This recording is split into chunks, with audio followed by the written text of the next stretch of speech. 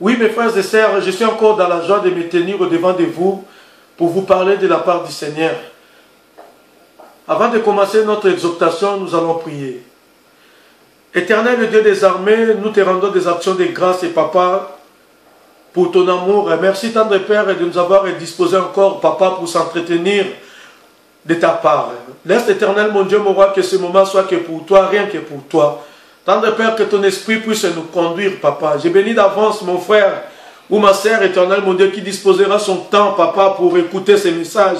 Que cela puisse rapporter un plus dans la vie de chacun, chacune de nous. Sois béni, sois glorifié, tendre Père, et comme dit dans ta parole, que c'est poussé par ton esprit que les hommes parlaient de ta part. Papa, je ne vais pas parler de moi, mais je vais parler de toi, Seigneur. Papa, que ton esprit nous conduise dans le nom puissant de Jésus. Amen. Oui, mes frères et sœurs, je suis très content de me mettre encore au devant de vous. C'est votre simple frère Papi. Aujourd'hui, nous allons parler, comme vous avez su remarquer sur ma page Facebook, je l'avais déjà annoncé que nous allons parler de la destinée prophétique. Nous allons lire dans le livre de Genèse, chapitre 37, verset 1. Nous allons parler de l'histoire de Joseph. Pour la meilleure compréhension, je demanderai à vous de lire tous les versets 37, les versets 39, 40, 41, 42. Pour ceux qui connaissent cette histoire, que Dieu soit béni. Pour ceux qui ne les connaissent pas, pour la meilleure audition, il faudra bien lire tous ces pages-là. Puisqu'on n'a pas, par faute de défaut de temps, on ne va pas tout lire, quoi.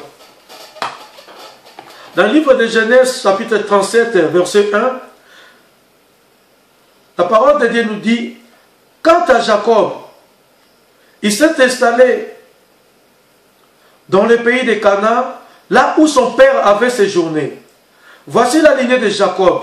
À l'âge de 17 ans, Joseph prenait soin du troupeau avec ses frères. Les garçons étaient accompagnés des fils de Bila et de Zilpa, les femmes de son père, et ils rapportaient leurs mauvais propos à leur père. Israël aimait Joseph plus que tous ses autres fils parce qu'il avait eu dans sa vieillesse, et il lui fit un habit de plusieurs couleurs. Ses frères remarquèrent que leur père l'aimait plus que tous et se mirent à le détester. Ils étaient incapables de lui parler sans agressivité. Joseph fit un rêve et il les raconta à ses frères qui les détestèrent encore plus. Il leur dit: écoutez donc, les rêves que j'ai faits. Nous étions en train d'attacher des gerbes au milieu des champs, et voici que ma gerbe s'est dressée et même restée debout. Vos gerbes longs, alors entourés, se sont prosternés devant elle. Ses frères lui dirent: est-ce que tu vas vraiment régner sur nous? Est-ce que tu vas gouverner? Ils les détestèrent encore plus à cause de ses rêves et de ses paroles. Joseph fit encore un rêve. Il les raconta à ses frères et dit: j'ai fait encore un rêve. Le soleil, la lune et 11 se prosternaient devant moi. Il raconta à son père et à ses frères. Son père lui fit des reproches et lui dit: que signifient les rêves que tu as faits? Faut-il que nous venions, moi, ta mère et tes frères, pour prosterner jusqu'à terre devant toi? Ses frères se montrèrent jaloux de lui, mais son père garda les souvenirs de cela. Les frères de Joseph étaient allés s'occuper du troupeau de leur père à Sichem. Israël dit à Joseph: tes frères ne s'occupent-ils pas des troupeaux à Sichem? Vas-y, je vais t'envoyer vers eux. Il lui répondit: mais voici. Israël lui dit: va donc voir si tes frères sont en bonne santé, et si le troupeau est en bon état, tu m'apporteras des nouvelles. Il les fit ainsi partir de la vallée d'Hébron. Joseph se rendit à Sichem.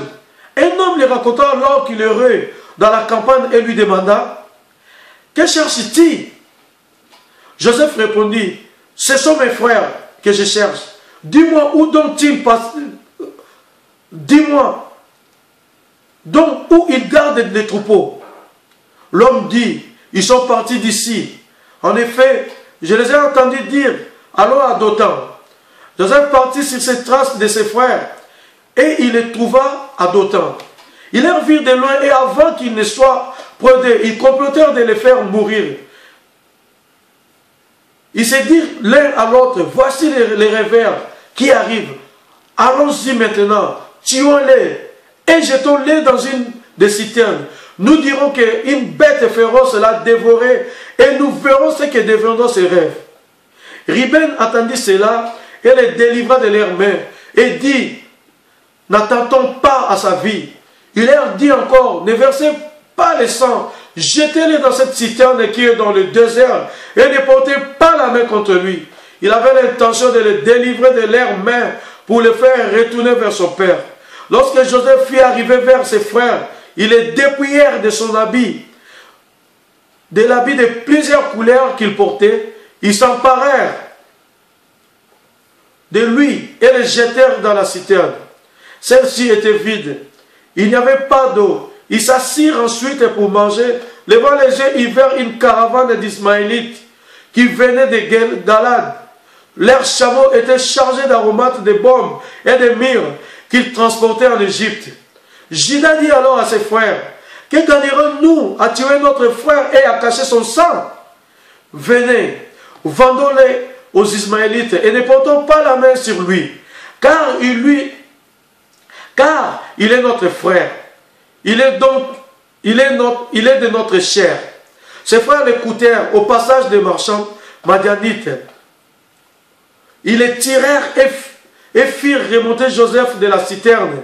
Et ils le vendirent pour 20 cycles, 20 pièces d'argent aux Ismaélites qui l'amenèrent en Égypte. Amen. Oui, mes frères et sœurs,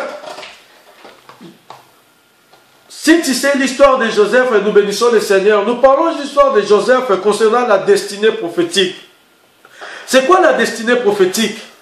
Selon le dictionnaire, je lis, on nous dit que la destinée prophétique, c'est une vie humaine, considérée sur le plan individuel, comme un ensemble de circonstances heureuses ou malheureuses et envisagées dans une issue indépendante de la volonté.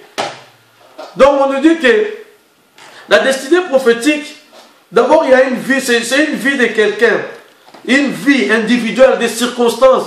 Donc dans la destinée prophétique, il y aura des circonstances, des moments où tu vivras dans le bonheur, des moments où tu vivras dans la souffrance, dans ta vie, dans ton parcours. Donc dans la destinée prophétique, on voit il y a des parcours, il y a les chemins, il y a la traversée, il y a les temps, il y a les déplacements, donc tu es en mouvement.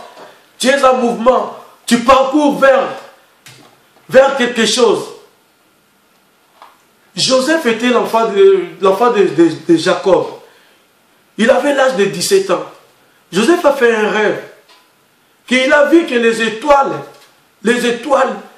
et l'autre rêve, il avait aussi que dedans, il y avait des gerbes. Mais parmi ces gerbes-là, son gerbe était levé, c'était debout. Et puis d'autres gerbes s'étaient agenouillés sur Joseph, prosternés sur le gerbe de Joseph. Jacob, qui est Israël, il a demandé à Joseph, donc nous te prosternerons. Même ses frères aussi, ils ont posé cette question-là à Joseph. Et le commentateur biblique nous dit que Jacob, il aimait beaucoup Joseph. Il aimait Joseph. Et pourquoi Jacob a eu Joseph un peu tard? Il était déjà âgé. Après, il a eu Joseph. C'est pour ça qu'il avait tant d'affection, tant d'amour à Joseph. Et ses frères, à partir de tous ces actes-là, son frère, ils ont eu la jalousie. Eux, les rêves que le Seigneur a montré, les songes que le Seigneur a montré à Joseph, le frère de Joseph, ils ont eu de l'amertume à l'égard de Joseph. Et jusqu'à ce qu'un jour, ses frères sont partis dans les champs. Ils sont restés là-bas et Jacob a appelé Joseph. Mais n'est-ce pas tes frères sont partis dans les champs? Je veux que tu les suives. Vas-y. Va voir comment ça se passe là-bas et tu viendras me donner la suite. Et Joseph, quand il est arrivé dans les champs, ses frères, en les voyant déjà, ils ont comploté. Ils ont comploté que non, nous devons lui ôter la vie. Nous devons le tuer. Et dès que Joseph s'est arrivé, ils ont enlevé les habits directement. Ils voulaient le tuer directement. Et Ruben a dit, Mais ça sert à quoi de tuer notre frère et de porter son sang sur nous? Qu'on ne le tue pas, qu'on le jette au moins sur la citerne. Et ils sont restés à côté, pendant qu'ils étaient en train de manger, ils ont vu des Madianites. Des Madianites, là, c'était des marchands. Des marchands qui partaient vers l'Égypte. Et Juda, il a proposé qu'on le prenne, qu'on le vende même auprès des Madianites. Et ils ont pris Joseph, ils l'ont vendu auprès des Madianites. Les Madianites, ils ont ramené Joseph en Égypte. Arrivé en Égypte, là-bas, les Madianites l'ont vendu chez Potiphar. Potiphar, c'était à quelque chose, un homme d'affaires, il faisait ses affaires, tout ça. Et Potiphar, il a acheté Joseph. Il a confié la responsabilité à Joseph. Pendant tout ce temps-là, Joseph marchait avec Dieu. Le Seigneur accompagnait toujours Joseph. Et Joseph, tout ce qu'il touchait était béni. Joseph a ramené encore la bénédiction dans la maison de Potiphar. C'est pour cela, mes frères et sœurs, comme tu as donné ta vie entre les mains de Jésus, et quand le Seigneur, il dit même à Jérémie, je te connais avant même le ventre de ta mère. Le Seigneur, il connaît ta vie, il connaît ma vie. Le Seigneur a arrêté, chacun a son destin. Le Seigneur a arrêté des choses, chacun a sa destinée. Mais dans la destinée, là, tu vas traverser des moments difficiles. Comme on nous a donné sur la définition, que des moments difficiles ou des bonheurs. Le diable a vu que la bénédiction de Joseph a déjà été arrêtée. Le diable s'est levé directement. Il a commencé à comploter. Le diable a utilisé les frères de Joseph. Tout ça pour détruire la vision, la destinée que le Seigneur a préparée à Joseph. Mais laisse-moi te dire, notre Dieu que nous croyons bien aimé, c'est un Dieu qui est fidèle. Il est fidèle à sa parole. Il y a quelque chose que le Seigneur est incapable de faire. C'est de ne pas honorer sa parole. Notre Dieu, quand il dit quelque chose, jusqu'à ce que cette chose-là se réalise, il est toujours fidèle à sa parole. Le diable s'est levé directement pour chercher à détruire la vie de Joseph, pour que cette prophétie-là, ces songes-là ne se réalisent pas. Et Joseph, comme il a déjà été combattu auprès de ses frères, le diable a suivi Joseph jusqu'à la maison de Potiphar. Le diable a commencé maintenant, il est rentré jusque dans la... Il a utilisé maintenant la femme de Potiphar. La femme de Potiphar, il est tombé amoureuse de Joseph. Le commentateur biblique nous dit que Joseph était beau de figure et beau de taille. Donc Joseph, malgré l'âge de 17 ans qu'il avait, mais il était un bon gars vraiment. La femme de Potiphar est tombée amoureuse de Joseph. Il a commencé à faire des avances à Joseph. Joseph a dit, moi, Potiphar m'a donné la responsabilité de toutes les choses ici, dans la maison, mais sauf toi. Donc Potiphar lui a dit, tu pourras toucher tout, mais sauf ma femme. Donc cela signifie quoi? Joseph craignait Dieu. Joseph marchait avec Dieu. Quand il traverse dans la destinée, quand il traverse, comme David il dit, quand je marche dans la vallée de l'ombre de la mort, dans la destinée là, des parties, des moments difficiles, c'est comme si tu es en train de marcher dans la vallée de l'ombre de la mort. Joseph, il était avec Dieu. Il craignait Dieu. Puisqu'il disait, je ne peux pas, ça sert à quoi? C'est ça qu'il a répondu à la femme de Potiphar. Mais ça sert à quoi de pécher contre mon Dieu? Puisque Joseph, il avait l'obéissance de la parole du Seigneur. Malgré il a été vendu, il avait la tristesse et tout ça d'être vendu par ses propres frères. Mais Joseph, il n'a pas lâché. Il craignait toujours Dieu.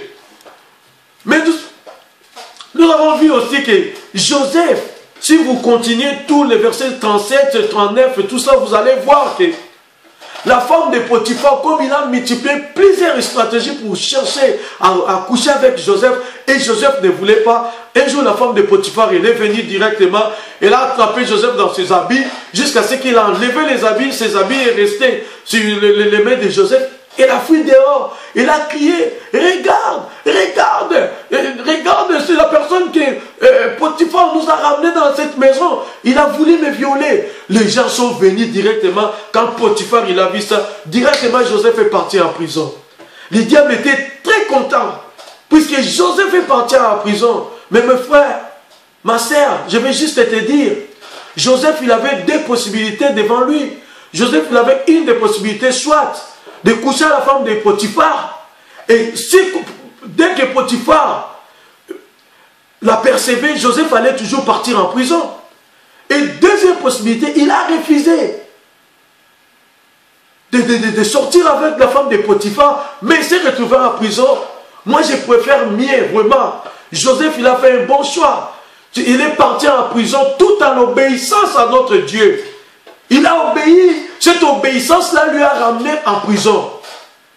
Arrivé en prison là-bas, et Joseph, il s'est retrouvé avec des soldats, des pharaons. Il y a deux soldats, l'autre, il a fait un songe. Que la tête était coupée, Joseph lui a interprété ce songe. L'autre, il a fait un songe qu'il a été élevé, tout ça. Joseph a interprété ce songe-là. Joseph a dit, tu vas sortir ici et tu seras élevé encore. Mais, souviens-toi de moi. Et quand il a été sorti, il a sorti de la prison, les soldats des pharaons, il a été élevé directement. Et l'autre là que Joseph a interprété le songe que sa tête était coupée, effectivement, sa tête a été coupée.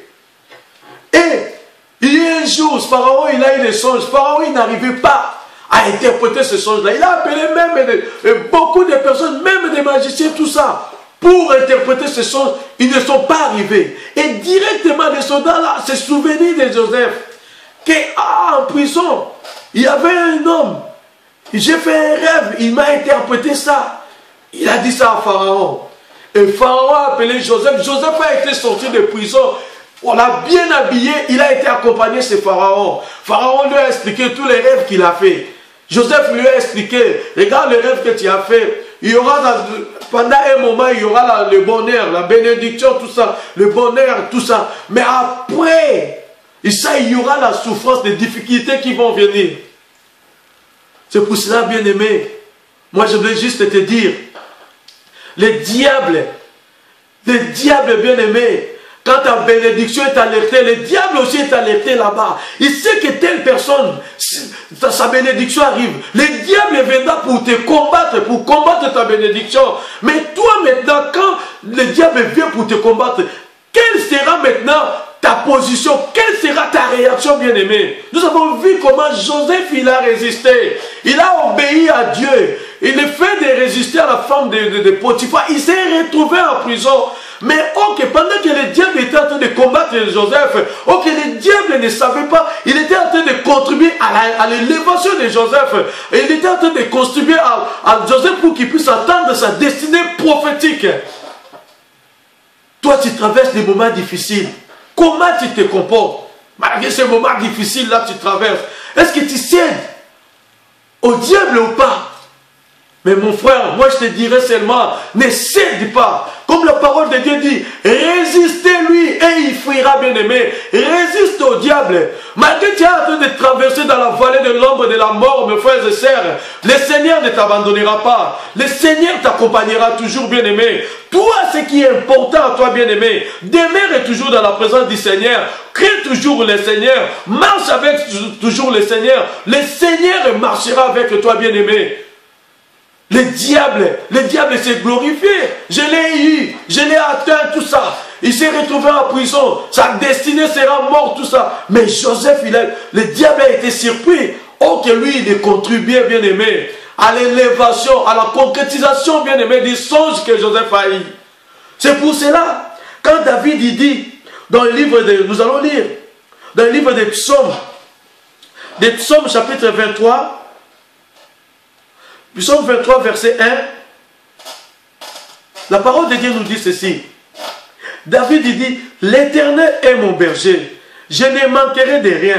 Il me fait prendre du repos dans des pâturages bien verts. Il me dirige près d'une eau paisible. Il me redonne des forces, il me conduit dans les sentiers de la justice à cause de son nom.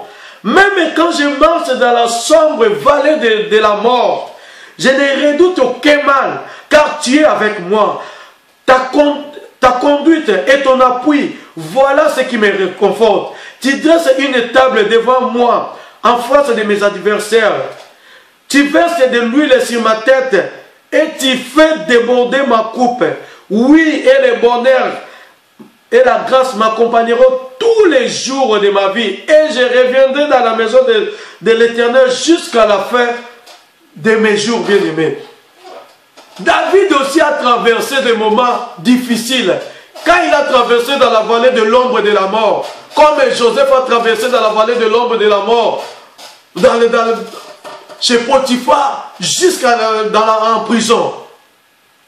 David il dit, l'Éternel est mon berger. Bien aimé, quand David il vient dire que l'Éternel est mon berger, mais c'est-à-dire qu'après avoir passé toutes ces épreuves-là, quand il marchait dans la vallée de l'ombre de la mort, après avoir traversé toutes ces étapes-là, il a vu que non, le Seigneur était avec lui. Malgré la souffrance là, mes frères et sœurs, même ici, il y a la souffrance, bien aimé, résiste à l'ennemi. Toi, tu vas croire que le Seigneur n'est pas avec toi. Dieu est avec toi, mes frères et sœurs.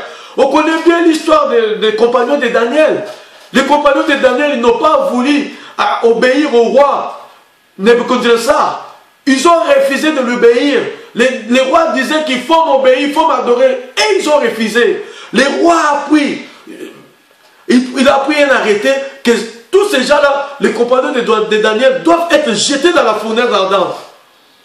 Il a appelé des costauds pour les jeter, bien aimés. Le Seigneur a ouvert bien la porte, il les a laissés rentrer dans les feux. Comme toi aussi, mon frère et sœur, le Seigneur te laissera traverser des moments-là. Comment tu confesseras qu'il est Seigneur? Comment tu dirais qu'il est vivant, bien aimé? Le Seigneur a ouvert bien la porte. Ils sont rentrés, les trois compagnons de Daniel, bien aimé.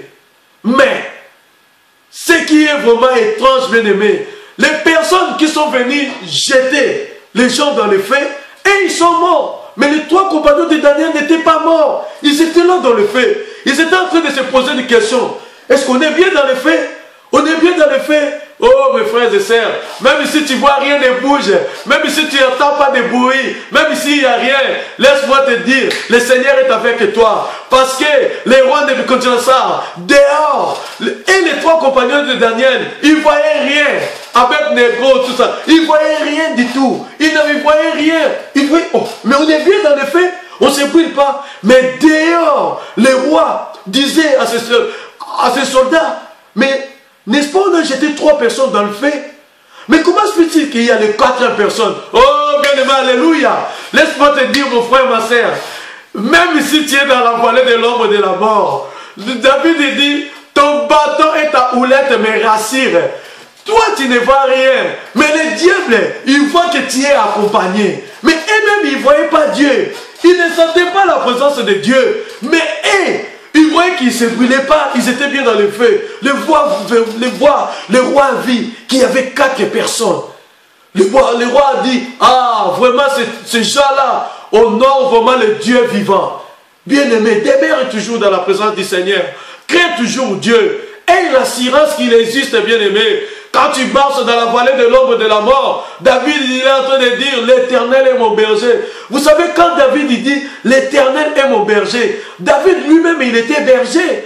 Quand il dit, l'Éternel est mon berger, donc c'est que David, il connaît le caractère d'un berger. David, il connaît comment un berger prend soin de ses troupeaux. David, il connaît quelles sont les précautions que le berger prend pour entretenir ses troupeaux. David, il a traversé la vallée de l'ombre de la mort. Il avait la souffrance, bien aimé. Mais après, nous allons voir plus loin. David, il dit, tu d'huile ma tête et ma coupe déborde. Donc David, il a reçu la bénédiction du Seigneur. Mais il n'a pas reçu la bénédiction du Seigneur avant. Non, il a reçu la bénédiction du Seigneur après avoir traversé dans la vallée de l'ombre de la mort. Après avoir traversé toutes ces épreuves-là. Après avoir traversé des moments difficiles. David, après, il a dit que oui, le bonheur et la grâce m'accompagneront. Puisque Dieu était toujours avec lui. Le Seigneur ne t'abandonnera jamais. Il sera toujours avec toi. Mais toi et moi, bien-aimés, nous devons toujours marcher avec l'Éternel, bien-aimé. Nous devons résister à l'ennemi. Quelles que soient les épreuves, bien-aimés. Quelle que soit la souffrance, bien-aimé. Marche seulement avec Dieu. Dieu ne t'abandonnera jamais, bien-aimé. Si vous lisez un peu plus loin, vous allez voir. Joseph, en Égypte, quand la famine est entrée, tout ça, ses frères sont venus chercher le blé là-bas en Égypte. Joseph s'est retrouvé devant ses frères. Il s'est retrouvé, ses frères ne l'ont plus reconnu. Mais lui, il a bien reconnu connu ses frères. Mais Joseph a manifesté de l'amour. C'est pour cela, mes frères et sœurs, quand il traverse la vallée de l'ombre de la mort, le Seigneur te change, le Seigneur te transforme, bien-aimé. Ta façon de réagir change. Là où il y avait la méchanceté, le Seigneur met l'amour. Joseph a manifesté un amour. Puisque si c'était peut-être d'autres personnes, ils allaient dire, ils m'ont vendu, maintenant moi aussi, je vais les faire souffrir à cause de ce qu'ils m'ont fait. Mais Joseph, il a manifesté de l'amour, bien-aimé. Et toi aussi, le Seigneur te demande maintenant quand tu marches dans la vallée de l'ombre, après avoir traversé dans la vallée de l'ombre de la mort, tu manifestes l'amour, puisque ça transforme ta vie. Ta façon de voir des choses sera transformée, bien-aimé. Donc nous devons, nous, bien-aimés, avoir toujours confiance à ce Dieu-là. En tout cas, que le Seigneur vous bénisse vraiment, vous qui ont disposé votre temps pour suivre cette exhortation, bien-aimé, que le Seigneur vous accompagne. Ne craignez rien, bien-aimé, ne craignez rien.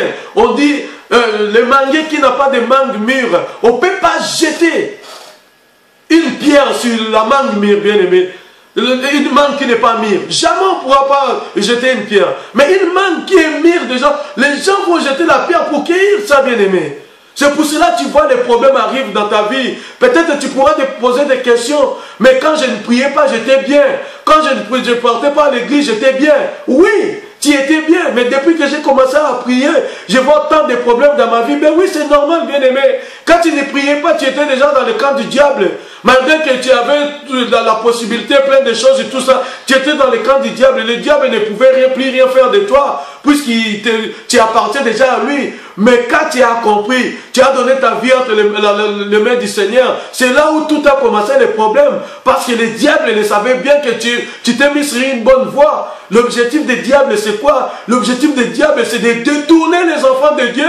Puisque le diable ne veut pas aller tout seul à la perdition. C'est pour ça que le diable, tellement il sait que ça lui reste paix du temps. Il multiplie, bien aimé, des stratégies pour conquérir, bien aimé, pour gagner aussi les âmes. Donc, toi qui as donné ta vie entre les mains du Seigneur, tu es sur la bonne voie, bien aimé. Ne te fatigue pas. La parole de Dieu dit, résistez-lui et il fera. Résiste dans les épreuves. Résiste dans des moments difficiles, bien-aimés. Ces épreuves-là ne resteront pas éternellement, bien-aimés. Après avoir passé ces épreuves-là, le Seigneur va te oindre, bien-aimé. Il va te oindre, tu seras béni de toutes sortes de bénédictions, puisqu'il est fidèle, bien-aimé. Mais c'est que l'Éternel a besoin juste, bien-aimé, de marcher avec l'obéissance de sa parole. C'est ça, que le Seigneur vous bénisse. Nous allons prier maintenant. Éternel et Dieu des armées, nous te rendons des actions de grâce, et Papa, pour ces moments que tu nous as disposés encore, Dieu de gloire, et Papa, pour ta parole, étant de Père. Papa, tu connais la vie de chacune de nous, bien-aimés. Et Seigneur Jésus, Papa, nous prions, Seigneur, que ta main puissante, Père de gloire, soit dans la vie de mon frère ou de ma sœur, Seigneur, qui traverse des moments difficiles, bien, Seigneur Jésus. Et tape ta main, Père éternel, mon Dieu, mon roi, Seigneur, qui puisse résister dans les épreuves éternelles, mon Dieu, mon roi. Je sais une chose, Seigneur Jésus, dans les moments difficiles, Père, tu seras toujours avec nous, parce que tu nous as dit, je ne vous abandonnerai jamais, Père de gloire. Laisse, Père éternel, mon Dieu, mon roi, que ta présence, Seigneur, accompagne mon frère et papa, que ta présence, Yahweh, assire encore mon frère ou ma sœur qui passe dans les moments difficiles. Reçois l'honneur, la gloire, l'élévation dans les noms puissants de Jésus de Nazareth que nous avons ici prié. Amen.